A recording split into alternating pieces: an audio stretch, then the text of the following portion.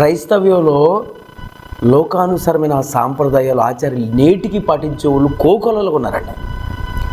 నా ప్రజలు సకల విధులకు వేరై ఉంటారనే మాట ఏదండి? ఏది అసలు అది? సకల విధులకు వేరై ఉంటారు నా ప్రజలు. ఆ ప్రజాంగం వల్లే మనం వేరు ఎందుకు కావట్లేదండి? అందరిలో కొట్టుకుని పోతున్నాం ఎందుకని అంటున్నా నేను.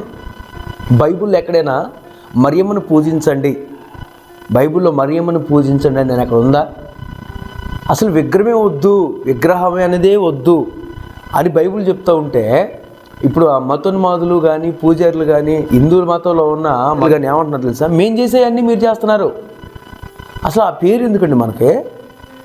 పూజారులు అంటారు మీరు విగ్రహం పెట్టకూడదు, విగ్రహారాధన తప్పు అని మీరు మాట్లాడుకుంటా మీరెందుకు విగ్రహాలు పెడుతున్నారు అని అంటారు వాళ్ళు. మనోళ్ళు కూడా సేమ్ యాజిటీస్ విగ్రహాలు పెట్టేసి దండాలు పెట్టడం, బొట్లు పెట్టడం, చీరలు కట్టడం ఏంటంటే అది ఏంటి అసలుగా? బైబిల్ ఒప్పుకుంటుందా దానికి? సొంత పద్ధతులు, సొంత ఆలోచనలు, సొంత కోరికలు. భారతదేశ సాంప్రదాయాలు మనం పాటించాలంటే మనకు అవసరం బైబిల్ సాంప్రదాయం మనం పాటించాలి. బైబిల్నే మీకు చూపిస్తాను. ఎక్కడ కూడా మరియమ్మ గారిని పూజించాలి అని, మరియమ్మ గారిని పూజించండి ఇంకొకరిని పూజించమని క్లారిటీగా ఎక్కడా లేదండి. మీకు బైబిల్లోనే కొన్ని విషయాలు తెలియజేస్తాను. లోతైన సబ్జెక్ట్ ఏంటో మీకు తెలియజేస్తాను. మనకు తెలుసు కదా కానా విందుకి యేసుక్రీస్తు వారు శిష్యులు ఆహ్వానించబడ్డారు. అయితే మరియమ్మ గారు కూడా వచ్చారు. అక్కడ ద్రాక్షరసం అయిపోయింది కదా. అప్పుడు వచ్చి మరియమ్మకే చెప్పారు వాళ్ళు. మళ్ళీ చెప్పడం కూడా మరే తల్లికే చెప్పారు. చెప్తే ఇప్పుడు ఈవిడొచ్చేసి నాయనా కుమారా ద్రాక్షరసం అయిపోయిందంట, ఏమైనా చేసి ఉండొచ్చుగా, కొంచెం ఏదైనా చేయొచ్చుగా అని అడిగింది. అప్పుడు ఆయన అన్నారు, అమ్మ నాతో నీకేంటమ్మ పని? నువ్వు చెప్పడం ఏంటి నాకు? యోహాను సువార్త 2వ అధ్యాయం మనం చదువుకుంటే క్లారిటీగా 3వ వచనంలో అంటారు ఆయన, నాతో నీకేంటి పనమ్మా? నాకు అక్కడి నుంచి రావాలి, లేకపోతే వీళ్ళు చెప్పాలి. ఇది కానీ మరియమ్మకు చెప్తే దేవుడు నాతో నీకేంటి పని? అసలుగా నీకు అవసరం లేదు, ఈ సంగతి గురించి నీకు అవసరం లేదు. నేను అదే అంటున్నానండి, మీరు మరియమ్మకు చెప్పుకోవాల్సిన అవసరం లేదు, మరియమ్మకు దండం పెట్టాల్సిన అవసరం లేదు, మరియమ్మకు చీరలు కట్టాల్సిన అవసరం లేదు. లేనోడికి ఇవ్వండి. అసలు మరియమ్మ ఆ పరదేశంలో ఉండి ఎంత బాధపడుతుందో వీళ్ళందరినీ చూసి. నన్ను మొక్కుతారేంట్రా, నన్ను ఇచ్చేస్తారేంట్రా బాబా అని ఆవిడ బాధపడుతున్నారు పరదేశంలో ఉండి. నిజమండి.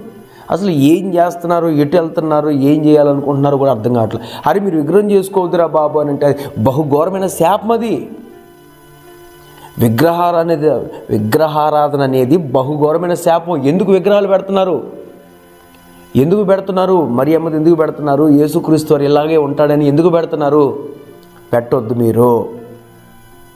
మనం వేరుండాలండి, సకల విధులకు వేరై ఉండాలి. ప్రత్యేకమైన జీవితం, ప్రత్యేకమైన ఉన్నతమైన అభిషేకం, ప్రత్యేకమైన నడిపింపు ప్రత్యేకంగా ఉండాలి. కానీ మనం ఆ సొంత ఆలోచనలోకి వెళ్ళుకుంటే ఎవడో చెప్పాడు అనుకుంటే వాడి మార్గంలో నడుచుకుంటూ వెళ్తే రేపు నరకానికి తీసుకుపోయేది వాళ్ళే. ఎందుకండి మనకి బొట్టు పెడుతున్నారు? దేనికి? ఎందుకది? ఎందుకు అంటున్నా నేను. ఈ మధ్య అందులో చాలామంది బొట్లు పెట్టుకుని అయ్యగారులు కూడా పెట్టుకుంటున్నారు. ఏంటండి, ఏం చేద్దామని? ఎటు తీసుకెళ్దామని? మందని ఎటు తీసుకెళ్దామని మీ సొంత ఆలోచనలో చేసుకుంటూ వెళ్తారా? ఎమ్మెల్యే ఇంట్లోంచి వచ్చేటప్పుడు ఎమ్మెల్యేకే వేయండి దండ, గేటుకు కాదు. గేటుకి వేయకూడదు, ఎమ్మెల్యేకే వేయాలి. అవునా? గొప్పోడికే వేయాలండి. అశమాషోడికి ఉడికిపెడితే వాళ్ళకి వేస్తామా? రోడ్డు మీద పోయేవాడికి వేస్తామా? అక్కడికి వచ్చిన అధికారికి వేస్తాం. ఇంట్లోంచి ఎమ్మెల్యే వస్తున్నాడు, ఎమ్మెల్యేకి వేస్తామా? గేటుకి వేస్తామా? గేటుకి వేసే బ్యాచ్ వీళ్ళంతా. మరి గేటుకి వేస్తున్నారు. మరి ఇప్పుడు యేసుక్రీస్తు వారు మరియమ్మ గారిని వాడుకోవడానికి ఒక గొప్ప కారణం ఉంది. వాళ్ళ తల్లిదండ్రులు అద్భుతకరంగా ఒక మగ వాసన తగలకుండా పెంచారు ఆమెని, దైవ సన్నిధిలో ఉంచారు. ఆవిడ దైవ సన్నిధిలో ఎదుక్కుంటూ వచ్చింది. ఎలా తెలుసా? అసలు పెళ్ళి అనేది తన జీవితంలో లేదు అనే విధంగా పెంచారండి. అర్థమవుతుందా? ఆవిడ తను కాపాడుకున్నారు. తన యవ్వన జీవితాన్ని పూర్తిగా లోతుగా పరిశుద్ధ జీవితాన్ని కాపాడుకున్నారు.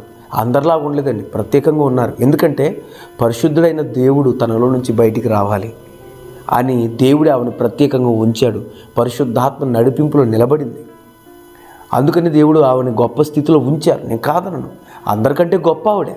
ఎందుకంటే యేసుక్రీస్తు వారికి జన్మనిచ్చింది, అన్ని విషయాల్లో ఓకే, గొప్ప ఆవిడే. మరియమ్మ గారంటే గొప్ప తల్లి. నేను కాదన్ను. కానీ ఆవుని పూజించడం కరెక్ట్ కాదు, ఆవుకి దండాలు పెట్టడం కరెక్ట్ కాదు. నువ్వు మాకు కొంచెం సహాయం చేసి పెట్టమ్మా, మాకు ఈ పరిస్థితులు ఉన్నాయి, నువ్వు కొద్దిగా ఏసైనా అడుగమ్మా, రికమెండేషన్ ఏమీ లేవండి. ఇక్కడ మరియమ్మ గారికి దేవదూతలకి రికమెండేషన్ లేవు. ఇక్కడ ఓన్లీ జీసస్, ఓన్లీ యేసుక్రీస్తు వారే. మీరు యేసుక్రీస్తు వారితో చెప్పుకోవాలి మీ పరిస్థితి. నా నామమున నన్ను ఏమడిగినా నేను ఇస్తాను అని అన్నాడు, లేకపోతే నా నామం తండ్రిని ఏది అడిగినా ఇస్తానన్నాడు. ఇవి మనం పట్టుకోవాలి. కానీ ఏదేదో ఆలోచిస్తూ వాళ్ళ విషయాలు వాళ్ళ వైపు వీళ్ళ వైపు తిరిగి అందులో ఉంటే నష్టపోయేది మీరేనండి. అలాంటి మనం చేయకూడదండి. మనకు వద్దండి, మనకు అవసరం లేదు. దేవుడు అది చెప్పలేదు. కానాను విందులో క్లారిటీగా ఉంది అసలు అద్భుతంగా. అమ్మా నాతో నీకేంటి పని? ఈ మనుషులు కూడా వెళ్ళి మరియమ్మని అడిగారు. ఈరోజు మనుషులు కూడా ఆ బొమ్మను పెట్టుకొని మరియమ్మకి చెప్పుకుంటున్నారు. కానీ అక్కడ జరగదు. అవి ఒట్టి బొమ్మలే.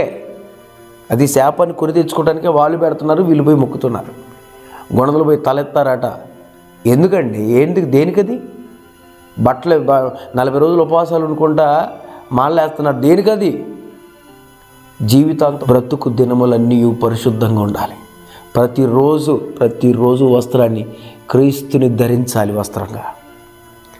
ప్రతి దినం మనల్ని కాపాడుకోవాలి. 40 రోజులకు పరిమితం కాదండి. ఓన్లీ ఒక 40 రోజులకి, ఒక సంవత్సరానికి పరిమితం కాదు. బ్రతికిన దినములన్నీ దేవుని స్తుతించాలి, పరిశుద్ధంగా బ్రతకాలి. మనం ఇప్పుడు ఏంటంటే బ్రతుకు దినములన్నీ ఒక 40 రోజులు కాకుండా బ్రతుకు దినములన్నీ కూడా సంపూర్ణంగా మాల వేసుకుని ఉండాలి. ఏ మాల? పరిశుద్ధమైన మాల. ఆ మాలను మనం ధరించాలి. యేసుక్రీస్తు వారిని ఆయన మనం ధరించుకోవాలి. అంతేగాని ఏదో కొద్ది రోజులకి, ఏదో 2 రోజులకి, 3 రోజులకి అట్లా కాదండి. ఏది ఏమైనా యేసుక్రీస్తు వారిని అడగండి, యేసుక్రీస్తు వారికి చెప్పుకోండి. ఇవన్నీ లోకాచారం, లోక సంబంధమైనవి. యేసుక్రీస్తు వారు ఎలా ఉంటాడో ఆయన ఎలా ఉంటుందో ఈ బొమ్మలు చూసి వాళ్ళే అనుకోవద్దండి. తప్పది కాదు. అసలు వాటి వైపు చూసి చాలామంది ఇలా పెట్టుకుని ఇలా ముద్దులు పెట్టుకుంటారు. అసలు ఏం కరెక్ట్ కాదండి. దయచేసి చెప్తున్నాను, ఒక్కటి గుర్తుపెట్టుకోండి. యేసుక్రీస్తు వారిని ప్రతి క్షణం తలంచుకోండి. యేసుక్రీస్తు వారిని హృదయంలో స్థిరపరచుకోండి. అర్థమవుతుందా? అంతేగాని లోకానుసరమైన నడవద్దు, అటువైపు వెళ్ళొద్దు. క్రైస్తవ్యంలో లోకానుసరమైన సాంప్రదాయాలు ఆచార్యులు నేటికి పాటించే వాళ్ళు కోకొలలు ఉన్నారండి. నా ప్రజలు సకల విధులకు వేరై ఉంటారనే మాట ఏది అసలు? అది సకల విధులకు వేరై ఉంటారు నా ప్రజలు. ఆ ప్రజాంగం వల్లే మనం వేరు ఎందుకు కావట్లేదండి? అందరిలో కొట్టుకుని పోతున్నాం. ఎందుకని అంటున్నా నేను. ఇప్పుడు మరియమ్మను పూజించకూడదని ఉంది బైబిల్లో. ఎక్కడైనా మరియమ్మను పూజించండి, బైబిల్లో మరియమ్మను పూజించండి అని అక్కడ ఉందా?